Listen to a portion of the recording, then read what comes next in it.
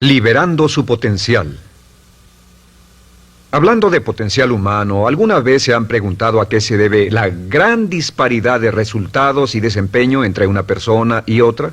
Una persona que percibe $250,000 anuales no es 10 veces más astuta ni mejor que una persona que percibe $25,000 anuales. ¿Por qué la diferencia de 10 veces sus ingresos? Y si tomamos a una persona que percibe $2,5 millones al año, ¿será esa persona 100 veces mejor, más astuta que la persona que gana $250,000? Imposible. En un estudio reciente de coeficiente intelectual probaron a 1,000 personas de una cierta población y llegaron a la conclusión de que la mejor persona entre los 1,000 solo era 2,5 veces más astuta que la persona de menor coeficiente intelectual. Solo 2,5 veces la disparidad, y tal vez eso sea con toda la población. ¿A qué supone que se debe la diferencia? Al hablar de potencial humano, llegamos a una fórmula que deduje hace algunos años. Tal vez eso lo explique un poco. La fórmula comienza con lo que llamamos AI, o sea, atributos innatos, las cualidades, la inteligencia, la habilidad, el temperamento, cosas con las que se nace que no pueden cambiarse mucho. Además de los atributos adquiridos. Estos atributos son muy importantes, son su educación, su capacitación, sus capacidades, su experiencia, conocimiento, sabiduría, etcétera, multiplicado por A, que es su actitud, es igual al potencial humano individual o al desempeño humano individual o resultados individuales humanos. Ahora, de estos tres, los atributos innatos se traen desde el nacimiento. Los adquiridos pueden cambiarse, pero se necesita cierto tiempo para ello, aunque a veces cambiamos muy rápidamente. Cierta información valiosa puede cambiar dramáticamente su eficacia, pero las actitudes pueden aumentarse o disminuirse dramáticamente en segundos. Cada vez que mejoramos nuestra actitud, multiplicamos todas nuestras capacidades. Una actitud ha sido llamada acertadamente el lenguaje más importante del ser humano, la palabra más importante del idioma en el humano. Todo lo que hacemos en la vida, según un estudio en Harvard entre estudiantes ejecutivos, será en un 85% de actitudes. Un 85% de su éxito estará determinado por su actitud. Eso significa que está determinado por cuán positivo o cuánta actitud mental positiva se tenga.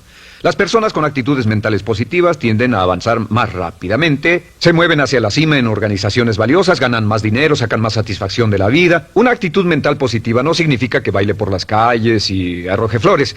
Solo significa que tome una actitud constructiva en general o se aproxime hacia su trabajo, su vida, sus problemas, relaciones, etc.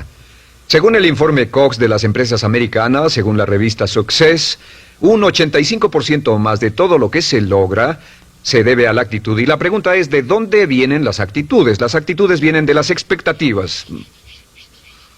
Muy simple, ya hablamos de eso. Y una forma muy poderosa de mejorar su actitud instantáneamente es decir, aunque no lo crea, pienso que algo maravilloso va a ocurrirme hoy. Como dijimos antes, nuestras expectativas sobre los desenlaces determinan nuestra actitud. Si espera que las cosas salgan bien, tendrá una actitud positiva. Si espera que salgan mal, tendrá una actitud negativa. Y lo maravilloso es que podemos fabricar nuestras expectativas. Podemos esperar lo que deseamos. Podemos esperar cosas buenas, cosas malas, y no nos decepcionaremos. ¿De dónde surgen nuestras expectativas? Nuestras expectativas surgen de nuestras creencias y de nuestros valores. Son el centro de los factores motivacionales de nuestra personalidad, nuestras creencias. Y esto nos conduce a un entendimiento del potencial humano. Significa básicamente que nuestra actitud es una expresión externa de lo que está ocurriendo internamente. Y esto es consistente con las leyes mentales. Con respecto a las creencias, cada uno de nosotros tiene muchas creencias en el fondo que los psicólogos llaman los conceptos propios. El concepto propio, o su descubrimiento, es considerado por muchos como el logro único y más importante para comprender el desempeño humano en el siglo XX. Yo estoy de acuerdo. El concepto propio es como, si queremos usar una analogía militar, el centro de mando. O si queremos usar una analogía técnica, es el programa central de su computadora básica. Es un grupo de creencias, valores, actitudes, sentimientos, ideas, etcétera, almacenadas en el fondo de nosotros y son el resultado de casi todas las experiencias que hemos tenido en la vida.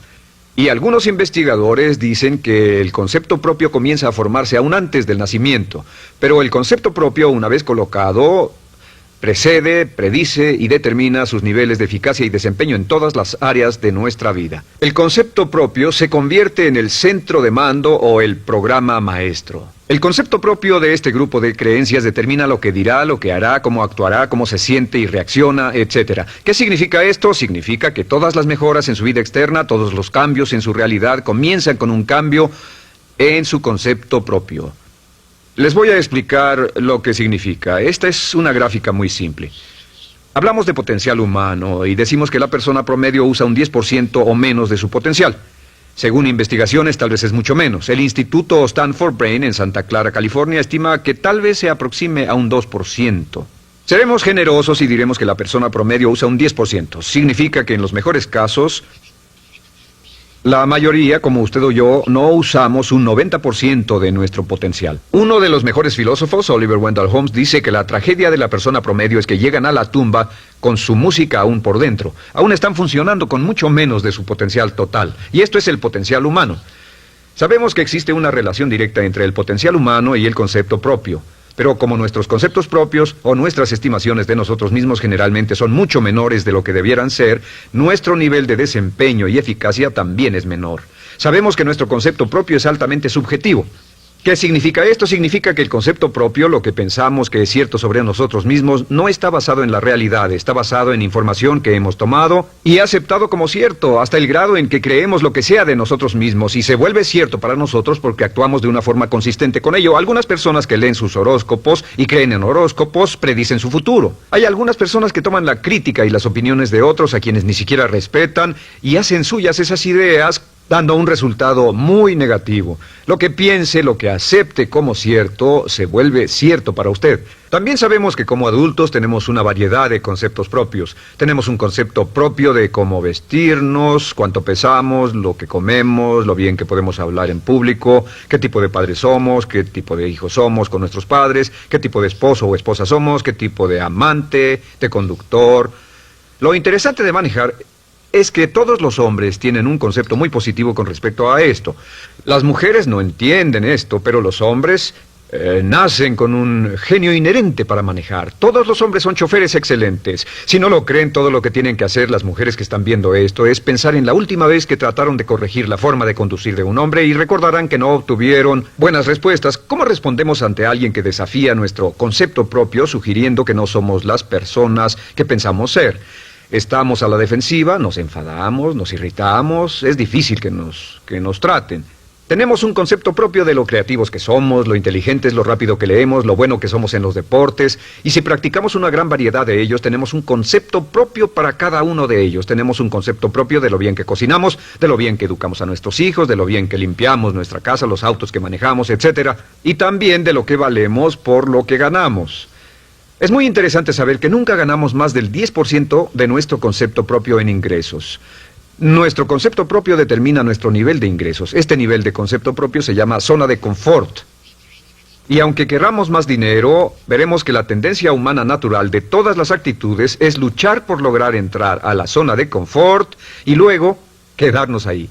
Si ganamos un 10% por encima de nuestro concepto propio de ingresos, tendremos una necesidad imperante de deshacernos de ese dinero. Lo donaremos, lo gastaremos en forma extravagante y hasta lo perderemos si recibimos demasiado. Las personas que ganan la lotería siempre están quebradas a los 2 o 3 años. Queman el dinero porque ese dinero está más allá de su concepto propio. Si gana 10% o menos de su nivel de concepto propio, se descubrirá luchando, trabajará más duro, más tiempo, pensará en forma más creativa, buscará diferentes formas para aumentar sus ingresos o sus segundos ingresos. La única forma de mejorar cualquier parte de su vida, incluyendo sus ingresos, es aumentando el nivel del concepto propio de sus ingresos, comenzando a pensar en usted como si estuviera ganando más dinero. Si quiere bajar de peso, la única forma en que podrá lograrlo es pensando en que está delgado. Piense en usted mismo como una persona más delgada. Si quiere volverse una persona más popular, más amorosa, más feliz o más sana, comience a pensar una y otra vez en esas cosas hasta que se vuelvan parte de su nuevo concepto propio. Hablaremos de eso más adelante. Es una parte esencial de la programación de su mente hacia el éxito. Su concepto propio global está determinado por el promedio de sus conceptos propios en las áreas que considere importantes. Ahora, su concepto propio está formado de 3 partes críticas. La primera parte del concepto propio es el ideal propio. El ideal propio es la persona que más desearía ser, es su idea de lo que constituye un ganador, es su visión ideal de lo mejor que puede ser usted. Nada más, una de las cosas que sabemos de las personas con éxito es que las personas con éxito tienen ideales propios muy claros, ideales claros de quién quieren ser en el futuro. Las que no tienen éxito tienen ideales muy vagos. El número 2 es la autoimagen. La autoimagen es como un retrato de cómo se ve a sí mismo y lo que piensa de sí mismo. La autoimagen es el espejo interno, es como se percibe a sí mismo ahora en su desempeño actual, en forma cotidiana. La tercera parte es su autoestima. Su autoestima es cómo se siente consigo mismo. Cómo se siente consigo mismo es la fuerza motriz, el motor, la fuerza poderosa dentro de su subconsciente. Es la fuerza de energía dentro de su concepto propio y determina casi todo lo que le pasa. La mejor definición de autoestima es cuánto se agrada a sí mismo. Cuánto se agrada a sí mismo como esposo, cuánto se agrada a sí mismo como empleado, cuánto se agrada a sí mismo como jefe, como inversionista, como orador profesional, como atleta, etcétera. Según se agrade a sí mismo, su nivel de autoestima, su sentimiento emocional global respecto a cualquier área de su vida, determina su desempeño y su eficacia en dicha área. Lo sorprendente es que se convierte en lo que piensa, su concepto propio es maleable, su autoestima puede formarse repitiendo una y otra vez, me agrada mi persona, me agrada mi persona, me agrada mi persona. Me agrada mi persona, me agrada mi persona, me agrada mi persona. Entre más se repita, me agrada mi persona, me agrada mi persona, entre más lo repita una y otra vez, más crecerá su autoestima y entre más crezca su autoestima, más crecerá su concepto propio global. Cuando crezca su concepto propio global, su desempeño será mejor en todo lo demás que emprenda. Cada vez que diga, me agrada mi persona, me agrada mi persona, me agrada mi persona, me agrada mi persona, me agrada, será como bombearse psicológicamente. Todo lo que pase que haga que su autoestima suba, hará que se comporte mejor. Todo lo que haga que su autoestima baje hará que se comporte peor, que cometa errores, que sea infeliz, etc. Un punto crítico de agradarse a sí mismo, sobre autoestima y agradarse a sí mismo, es que, número 1, nunca puede querer a nadie más de lo que se quiere a sí mismo. Que su nivel de autoestima es determinante de la calidad de relaciones que tenga con los demás. Y número 2, es que nunca puede esperar que nadie más lo quiera o respete más de lo que se respeta a sí mismo. Cuanto se agrade o se respete a sí mismo, determina sus actitudes hacia usted. Todas las escuelas de psicología actualmente están de acuerdo en el hecho de que depende de lo que usted realmente se quiera y se respete a sí mismo como un ser humano valioso e importante, tiene efecto sobre todo lo que le pase. Cuánto se agrade a sí mismo, y lo que puede hacer es mejorar su autoestima diciendo me agrada mi persona, me agrada mi persona, me agrada mi persona, me agrada mi persona. Y esto nos lleva a la pregunta, ¿de dónde viene el concepto de autoestima? Y descubrimos que el concepto propio es maleable, puesto que no nace con este concepto propio, no nace con ninguna idea sobre sí mismo, no nace con autoimagen ni autoestima. Nace, en cierto modo, como potencial propio. Es la mejor forma de plantearlo. La persona promedio llega al mundo como potencial puro. Y no tiene el concepto propio de que todo lo que es ahora, todo sentimiento que tiene, toda actitud o valor, tuvo que aprenderlo en el transcurso de su vida. También sabemos que el niño llega al mundo con una necesidad imperante de amor y contacto. Y como una gran cantidad de investigaciones lo indican, necesitamos mucho amor y contacto durante toda nuestra vida, pero en especial durante nuestros años de formación, porque de niños aprendemos quiénes somos, cuánto valemos, si somos importantes, inteligentes, amorosos, chistosos. Todo esto lo aprendemos por la forma en que nuestros padres nos tratan. Si nuestros padres, nuestros parientes, tíos o tías, en especial nuestros padres, nos tratan como si fuéramos realmente importantes, crecemos pensando que somos realmente importantes, pero si nuestros padres no lo hacen, pasa algo más. Sabemos que los primeros años de vida son los más importantes para el desarrollo del concepto propio, que un niño comienza a partir de cero. El niño nace sin saber quién es él o ella. Son sumamente valiosos el primero, segundo, tercero, cuarto y quinto años de vida. Algunos psicólogos pensaban que eran los 5 primeros años, pero ahora dicen que son los 3 primeros años. En sus 3 primeros años de vida el niño aprende quién es y dicen que si se les da suficiente cantidad y buena calidad de amor en los 3 a 5 primeros años, los prepara usted de por vida. Los coloca en una base sólida de autoestima y confianza en sí mismos, valor e importancia realmente. Existe una relación directa entre la calidad y la cantidad de amor y el desarrollo de una personalidad sana. Entre más amor, amor incondicional, reciba un niño en sus años formativos, más fuerte será la base de su personalidad. El reverso de la educación es que casi todos los problemas de psicosis, neurosis, perturbaciones de la personalidad y problemas de comportamiento surgen de los problemas que se tengan con el concepto propio. Ahora observemos a los adultos. Aquí está nuestra personalidad adulta. Si nos observamos, podemos llegar a reparar nuestras bases, por así decirlo, repitiéndonos una y otra vez: me agrada mi persona, me agrada mi persona, me agrada mi persona, y llevamos ese concreto reparador hacia la base de nuestra personalidad. Los niños necesitan el amor como las rosas necesitan la lluvia. Los niños que carecen de amor a menudo mueren por escasez de amor.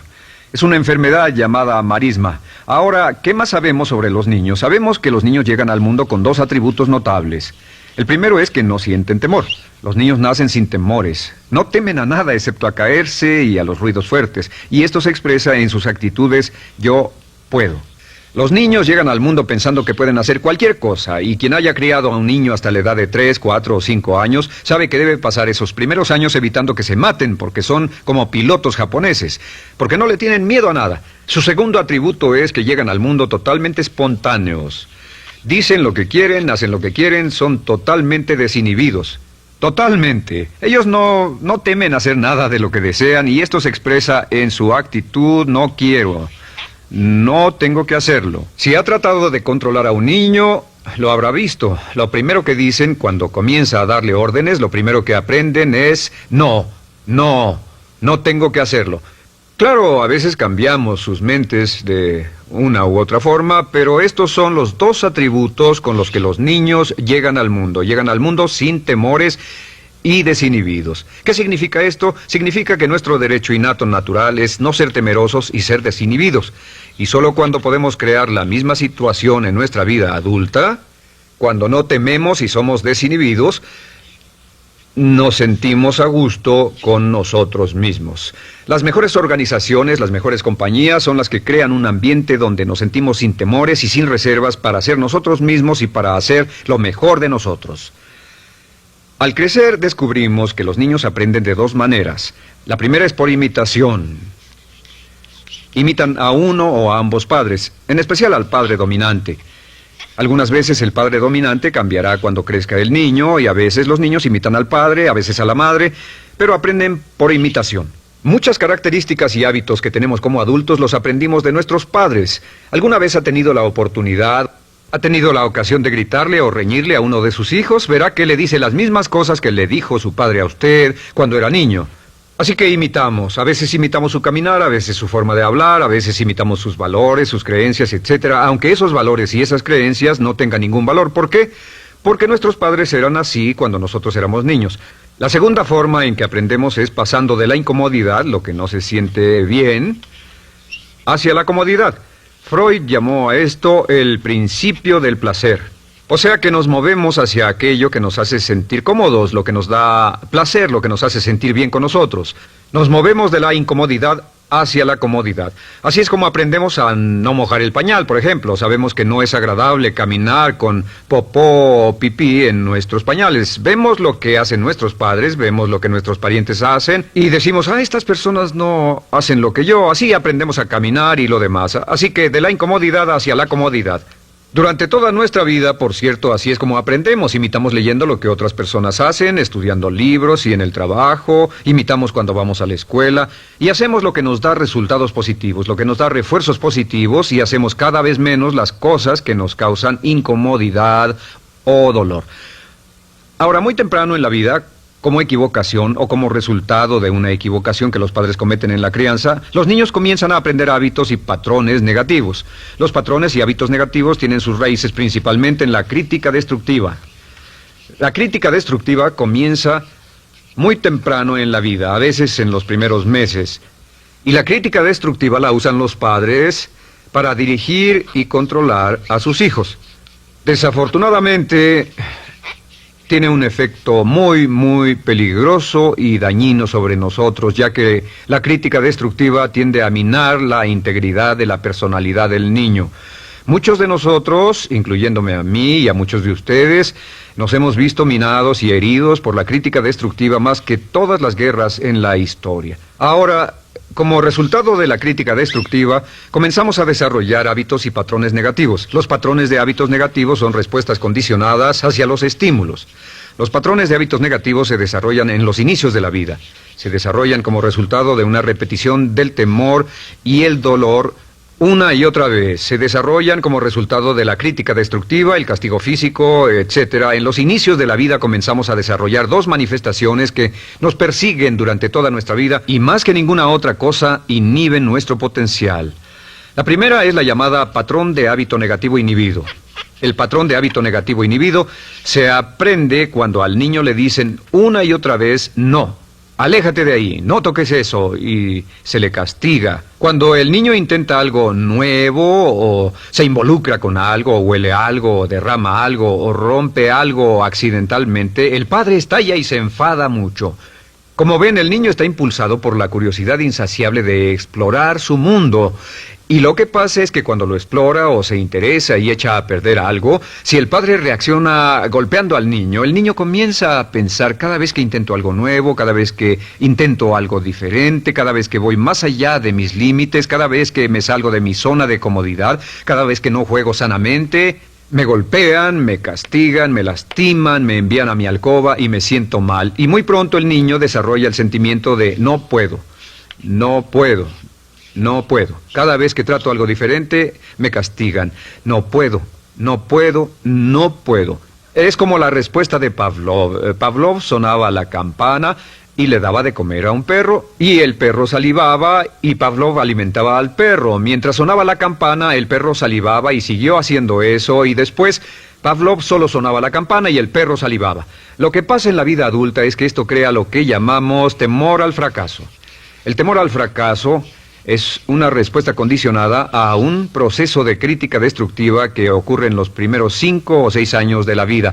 El temor al fracaso automáticamente nos activa, nos sentimos ansiosos, tensos, intranquilos, sentimos presiones y estrés en nuestro plexo solar, sentimos ganas de retirarnos del evento, y el temor al fracaso es la razón principal por los fracasos en la vida adulta. Es la razón principal por la que evitamos cumplir plenamente nuestro potencial. De hecho, todos los patrones de hábitos negativos se experimentan en el cuerpo físico. Puedes saber cuál es un patrón de hábito negativo porque se siente en el cuerpo físico, precisamente. El patrón de hábito negativo inhibido, el temor al fracaso, el no puedo, ocurre primero que todo en el plexo solar. ¿Ha tenido la ocasión donde debe hablar frente a un grupo, debe ir a una revisión de su desempeño o debe hacer una llamada determinante? Primero su plexo solar se aprieta. Si el temor continúa, su respiración se acelera. Su corazón comienza a latir apresuradamente, su frecuencia respiratoria aumenta y le duele la cabeza como migraña en la parte frontal, su garganta se le cierra y no puede hablar y se le seca la boca por completo, y como se pone tan tenso y asustado, va corriendo al baño. Estas son todas las manifestaciones. No hay peligro físico, pero sí peligro psicológico, una respuesta condicionada. Cuando sentimos estas cosas, la tendencia es retirarse de la situación que las ocasiona, y es la razón por la que no logramos mucho si retrocedemos. Es muy importante. El segundo patrón de hábitos negativos es el compulsivo.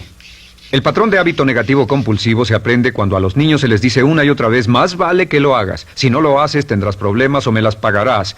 A los niños se les convierte en recipientes del amor condicionado. Los padres no intentan hacer esto, pero lo que hacen es sugerirle al niño: no te amo, por lo tanto no estás a salvo, a menos y hasta que hagas lo que yo quiero. El niño crece sintiendo: tengo que hacer lo que quiera mi mamá. Debo complacerla, debo complacer a papá, debo complacer a los demás, debo complacer a mis parientes, y a veces debo complacer a mis semejantes, debo complacer a mis maestros, debo complacer a todo el mundo, y crecen con esto: debo. No puedo hacer lo que quiero hacer, debo hacer lo que complace a las demás personas. Este patrón de hábito negativo muy temprano en la vida se traduce en el temor al rechazo. El temor al rechazo lo experimentan los hombres como adultos como un comportamiento tipo A. Hablaremos del comportamiento tipo A posteriormente. El comportamiento tipo A es una necesidad compulsiva o excesivamente compulsiva de complacer de algún modo a alguien sin normas de comportamiento, prácticamente sin pensarlo. El temor al rechazo nos impulsa, nos hace muy sensibles a las necesidades de los demás. Hacemos cosas que otras personas quieren, no hacemos lo que nosotros queremos. Siempre estamos tratando de complacer a los demás. Tenemos preocupaciones o nos importan las opiniones, sentimientos y actitudes de otros hasta el punto donde ocultamos nuestras necesidades. El temor al rechazo se siente en la columna del cuerpo. Se divide el cuerpo a la mitad y se siente hacia abajo en la mitad posterior del cuerpo. El primer lugar donde comienza a sentirse el temor al rechazo es generalmente en los hombros y el cuello. Nos sentimos entumidos, duros, tensos. Cuando tenemos mucho que hacer sentiremos un estrés tremendo en la columna. Los músculos se estiran en la parte posterior. A veces se manifestará como flebitis y venas varicosas y a menudo nos darán dolores de cabeza en la parte posterior de esta porque las arterias carótidas que llevan la sangre hasta la cabeza, los músculos a su alrededor se contraen y la cantidad de sangre que fluye hacia la cabeza fluye más lentamente y se siente un terrible dolor de cabeza en la parte posterior. Estos dos temores, los patrones de hábitos negativos compulsivos, el compulsivo y el inhibitorio, son resultado de la crítica destructiva, el gran destructor de la personalidad que nos persigue durante toda la vida. Y lo maravilloso de todo esto es que como son patrones de hábitos aprendidos, podemos olvidarlos. Podemos acabar con el temor al fracaso que nos detiene. Podemos acabar con el temor al rechazo que hace que hagamos cosas que complacen a los demás en vez de complacernos a nosotros, trabajando con nuestra propia autoestima. Porque existe una relación inversa entre la autoestima y el patrón de hábitos negativos.